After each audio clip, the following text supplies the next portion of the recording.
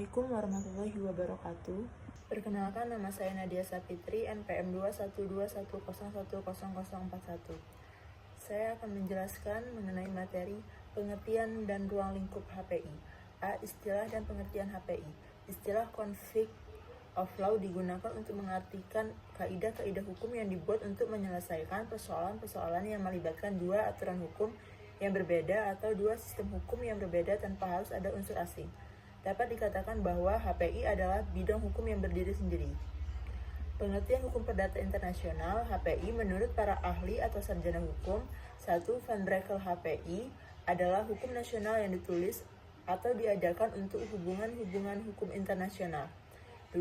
Muhtar Kusuma Atmaja, hukum perdata internasional adalah keseluruhan kaidah dan asas hukum yang mengatur hubungan perdata yang melintas batas negara. Dapat ditarik kesimpulan bahwa hukum perdata internasional HPI adalah seperangkat aturan, kaidah-kaidah, dan asas-asas hukum nasional yang dibuat untuk mengatur peristiwa atau hubungan hukum yang mengandung unsur-unsur asing atau bercorak internasional. Sumber hukum HPI adalah hukum nasional dan yang internasional adalah hubungan-hubungan atau peristiwa-peristiwanya. B. Subjek dan sumber HPI. 1. Subjek. Yang menjadi subjek dalam hukum perdata internasional adalah pihak-pihak yang saling berkaitan.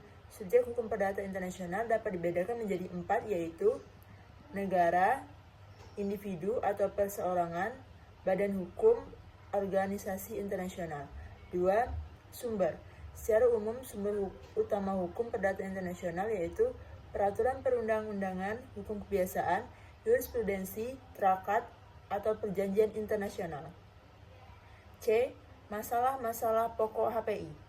Menurut Sunaryati Hartono, HPI hendak mencari jawaban terhadap 3 masalah pokok yang menyangkut peristiwa hukum yang ada unsur asing, yaitu A.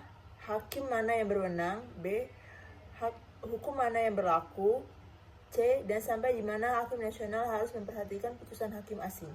Begitu pula dengan pendapat yang dikemukakan Bayu Seto bahwa masalah pokok HPI itu meliputi 1. Hakim atau pengadilan manakah yang berwenang menyelesaikan persoalan hukum yang mengandung unsur asing. 2. Hukum manakah yang harus diberlakukan untuk mengatur dan menyelesaikan persoalan-persoalan hukum yang mengandung unsur asing. 3. Sejauh mana satu pengadilan harus memperhatikan dan mengakui putusan-putusan pengadilan asing dan atau mengakui hak-hak dan kewajiban hukum yang terbit berdasarkan hukum atau putusan pengadilan asing. D. Ruang lingkup HPI. Hukum perdata internasional atau HPI terdiri dari 1. Hukum perdata internasional material atau substansif, yaitu subjek hukum, hukum keluarga, hukum harta benda, dan hukum waris. 2. Hukum perdata internasional formil atau objektif, yaitu renvoi, kualifikasi, ketertiban umum, fraus legis, hak-hak yang diperoleh, persoalan pendahuluan, persesuaian, persoalan timbal balik, dan pilihan hukum. Selanjutnya, titik-titik pertalian sebagai penentu persoalan HPI. A. Istilah dan pengertian. Titik taut atau titik pertalian adalah hal-hal atau keadaan yang menyebabkan berlakunya suatu stelsel hukum. Titik pertautan dapat didefinisikan sebagai fakta-fakta di dalam sekumpulan fakta perkara HPI yang menunjukkan pertautan antara perkara itu dengan suatu tempat atau negara tertentu. Dan arena itu menciptakan relevansi antara perkara yang bersangkutan dengan sistem hukum dari tempat itu. B. Macam-macam. 1. Titik pertalian primer atau TPP. Faktor-faktor atau keadaan-keadaan atau sekumpulan fakta yang melahirkan atau menciptakan hubungan HPI.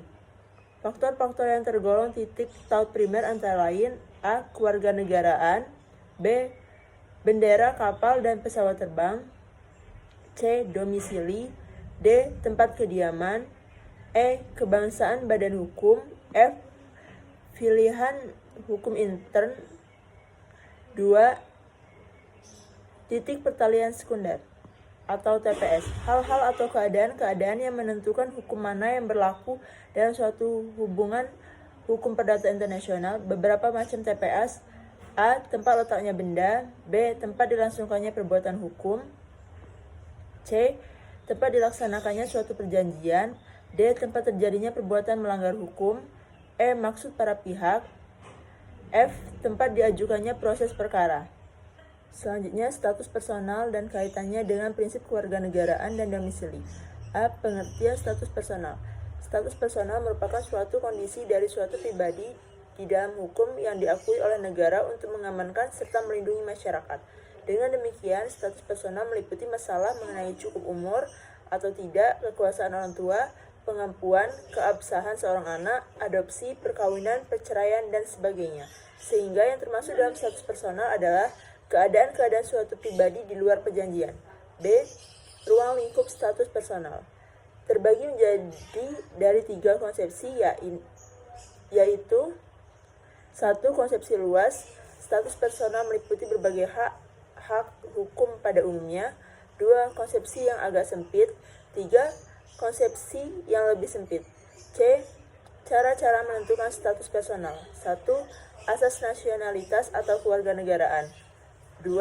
Asas teritorialitas dan domisili. Status personal dan kaitannya dengan prinsip kewarganegaraan dan domisili.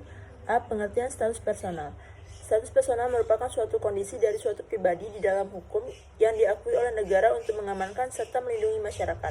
Dengan demikian, status personal meliputi masalah mengenai cukup umur atau tidak, kekuasaan orang tua, pengampuan, keabsahan seorang anak, adopsi, perkawinan, perceraian, dan sebagainya. Sehingga yang termasuk dalam status personal adalah keadaan-keadaan suatu pribadi di luar perjanjian. B. Ruang lingkup status personal terbagi menjadi 3 konsepsi, yaitu 1. Konsepsi luas, 2. Konsepsi yang agak sempit, 3. Konsepsi yang lebih sempit. C. Cara-cara menentukan status personal. 1. Asas nasionalitas atau kewarganegaraan. 2. Asas teritorialitas dan domisili. D. Asas-asas dalam menentukan kewarganegaraan. 1. Cara-cara menentukan kewarganegaraan. 2. Cara-cara mendapatkan kewarganegaraan Republik Indonesia. E. Asas untuk penentuan status badan hukum. 1. Asas nasionalitas atau domisili.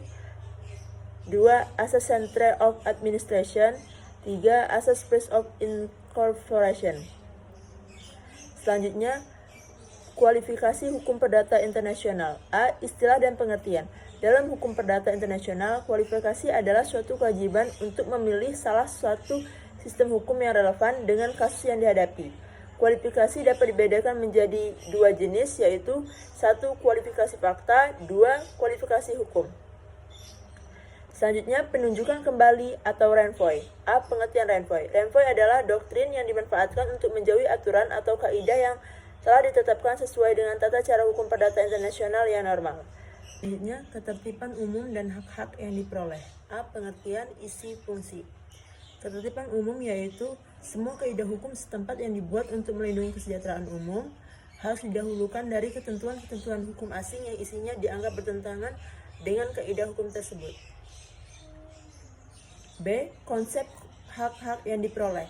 Hak-hak yang diperoleh dapat diakui selama pengakuan itu tidak bertentangan dengan ketertiban umum, lex fori, atau dengan asas-asas keadilan yang hidup dalam masyarakat forum. C. Hubungan antara ketertiban umum dan hak-hak yang telah diperoleh. A. Asas ketertiban umum. B. Asas hak-hak yang diperoleh. Sekian, terima kasih.